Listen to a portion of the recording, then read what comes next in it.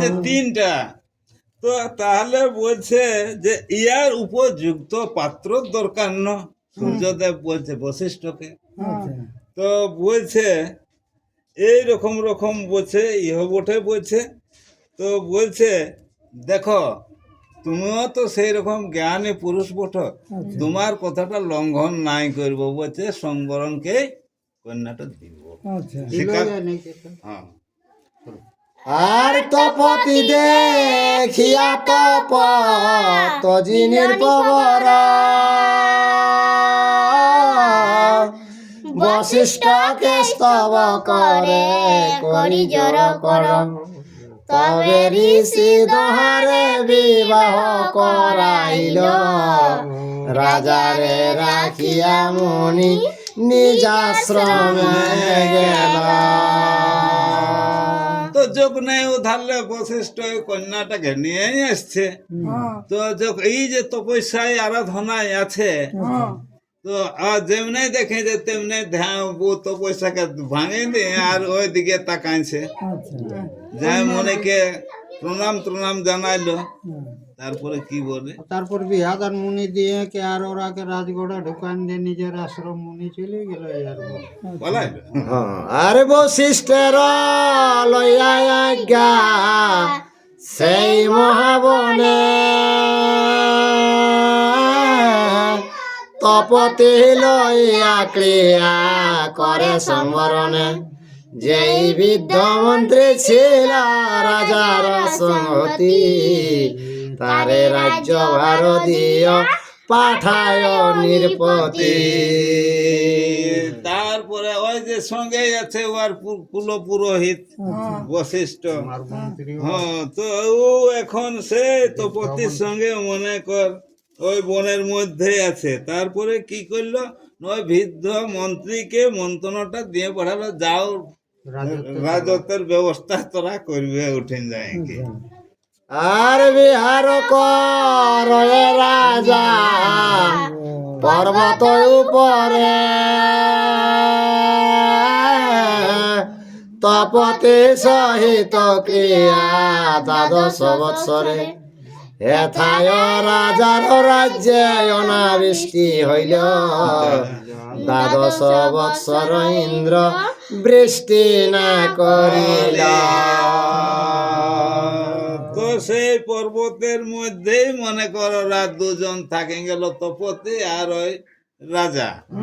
তো থাকতে থাকতে মনে করো পাহাড় থাকতে থাকতে তো 12 বছর, মানে দ্বাদশ মানে 12 বছর, মানে পার হয়ে গেল। তো 12 বছর বৃষ্টি এই না,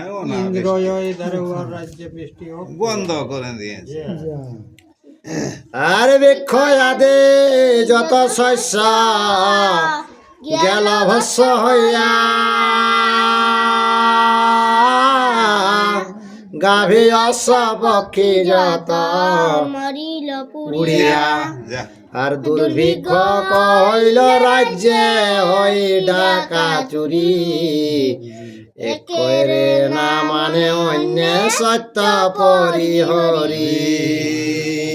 তো কি হয়ে গেল, যখন মনে কর ওই রকম রোদে দিচ্ছে গাছপালা গিলা সব পশু পক্ষী গরু বাছুর যা কিছু ওগুলা সব মানে মরে, তার ঝলসা নিয়ে কোনো বাঁচবে আর খাবার কোনো নাই, মরে কে আর বাস ওই রকম শেষ হতে চলেছে।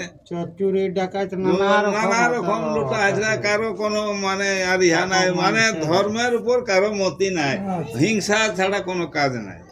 ধর্মকে পরিহরি বাদ দিয়ে আর বিপরীত কাজে মানে ঠেস হয়ে যাচ্ছে যে। কুটুম্ব বান্ধব গণে কেহ নাহি সয়, সকল মনুষ্য গণ হইল সব প্রায়। হীন শক্তি স্থানে স্থানে রহিল পড়িয়া, স্থানে স্থানে অস্থি পুঞ্জ পর্বত জুড়িয়া। কি হইলো এইরকম করতে, যা লুটা হেঁচড়া করে যতদিন পাচ্ছিস ততদিন না, তো আর মধ্যে না পারলে যখন তখন তুহ চুপ হয়ে যেঠিন বসা সেই ঠিনে বাস। হাহাকার রব বিনা অন্য নাহি শুনি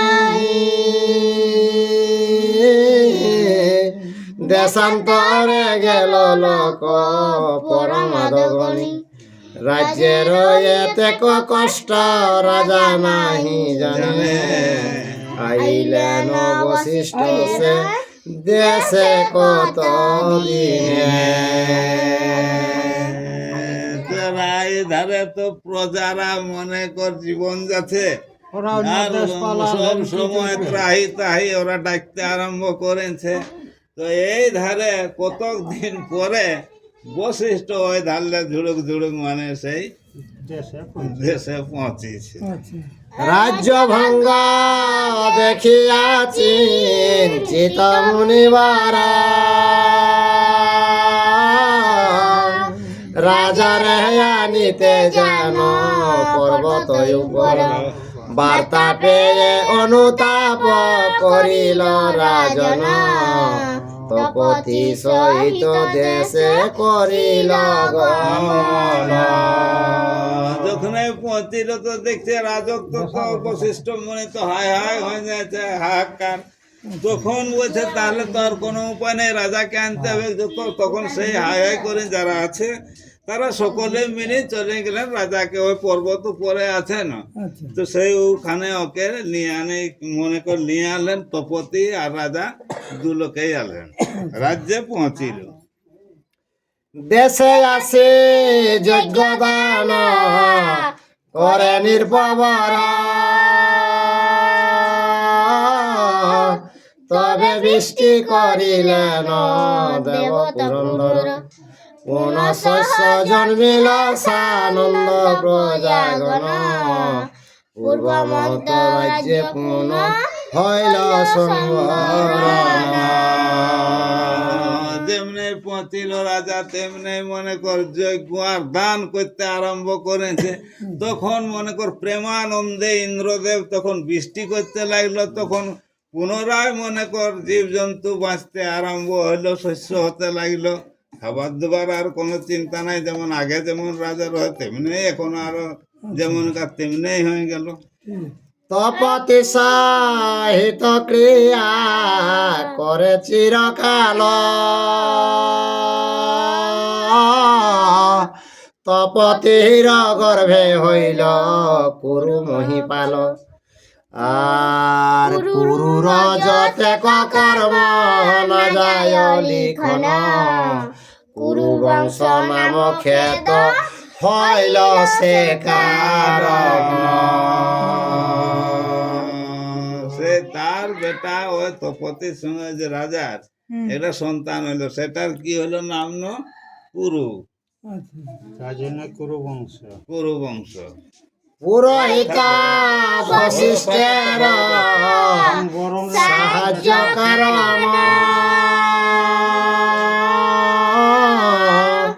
পাইলেন ধর্ম অর্থ কাম সংবরণ তপতির গর্ভজাত কুরু নরবর আর তোমরা রাজার বংশে পঞ্চ সহোদর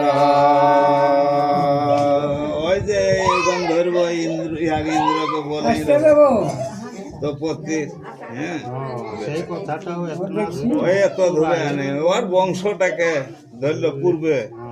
তারপরে সেই বংশের বংশই তোরা 5 পাণ্ডব।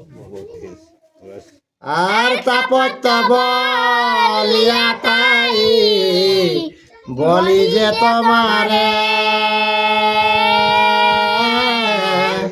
পূর্ব বংশ কথায় ক্ষেত চরাচরে শুনিয়া হরিষ হইল পার্থ ধনুর্ধর কোন জিজ্ঞাসিল কহ গন্ধর্ব ঈশ্বর।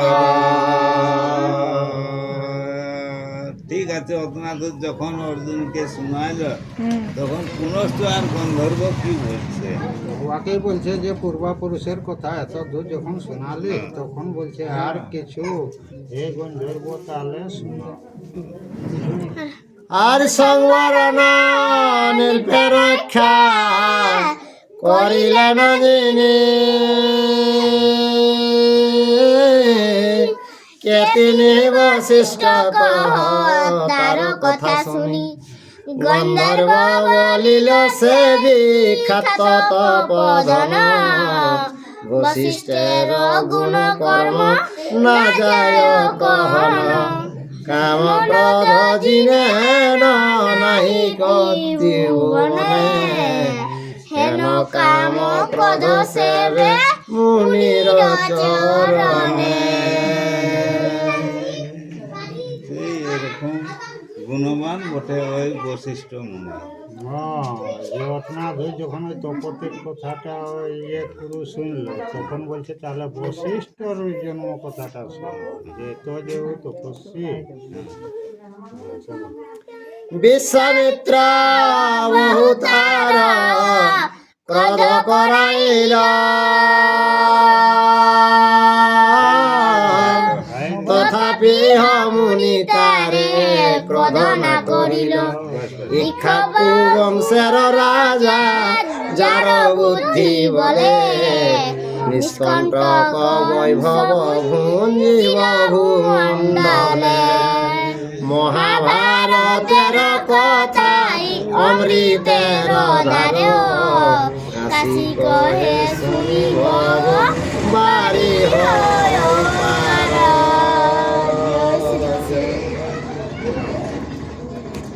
তো বল না